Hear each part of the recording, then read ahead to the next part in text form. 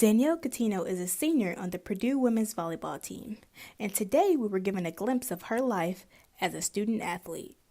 I actually attempted, I'll say, in 8th grade, and I got cut, and I was so sad.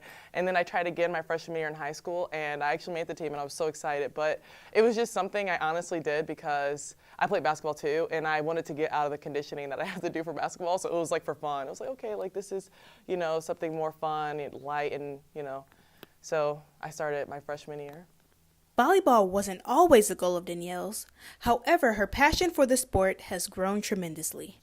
No, that wasn't my goal at all. It was just more something to do just for fun, because basketball season is mostly in the middle of the school year. So during that first semester and that, I guess third of the semester, you don't have really a lot to do. So I was like, I'm going to do something else to keep me entertained. And, I obviously wasn't going to do track because, again, like I said, I don't like running that much. So I did volleyball, and yeah, that wasn't my goal to play in college or take it anywhere else past high school. So Danielle's career in sports doesn't end at Purdue. She plans to play overseas. I definitely want to play professionally. I'm looking maybe in Europe and Italy because I really like the culture and the lifestyle that they have over there. But yeah, when I first came to Purdue, my goal was just to survive. I was like, oh, I just need to, make it through these 4 years. But now I love the sport so much, I just want to keep playing. After being named ESPNW Player of the Week, Danielle was elated to know her hard work is recognized nationally. It was nice because, you don't usually hear about a lot of people, getting national recognition because, obviously you'll get the Big Ten awards because we're in the Big Ten, but it was just more surprising. It was like, whoa, really? I didn't even know it was something that was recognized, So it was cool and it was neat and it was fun, to talk to the editor up there and, give an interview, but it was surprising. Most athletes look up to professional players for inspiration, but for Danielle, her role models were right here at Purdue. When I was in high school and I came to games here and I'd watch the girls play and I was like, wow, I was so impressed. And it was just so much fun to watch. And I was like, I want to be like those girls when I came on my visits to colleges. And it was just something that was really inspiring. And I don't know, every time we'd run out of that tunnel before our games, I just get chills every time. It's just I can just only imagine how girls watching us would feel. So I guess I wasn't really pushed by a specific person, but it was more just thinking about the others that you'd affect and them watching you play. So you always want to be a good role model for them. So learning how to manage being an athlete while still upholding her responsibilities as a student helped her become a better player. God, in so many ways. When I started, I was so emotional. I'd cry in practice from frustration. But I don't know. It's just I prioritize better.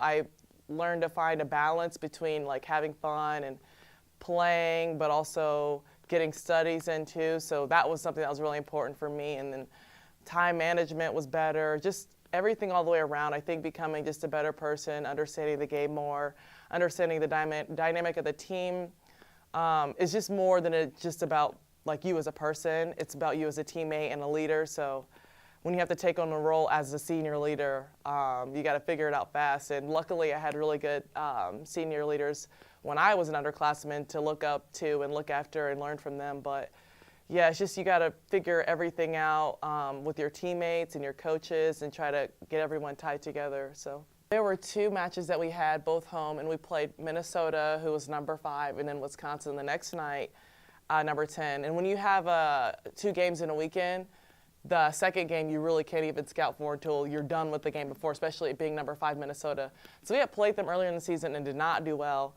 We were meeting them again, and we were we were so much better than we played them the first time. We shouldn't have even lost the first time or put up a better fight, but I know that we can't lose on our home court. And having a mixture of leaders and followers helps keep the team balanced. I think the easiest part about our job is that we have a team who wants to follow and wants to learn more, and that helps out when you're trying to lead.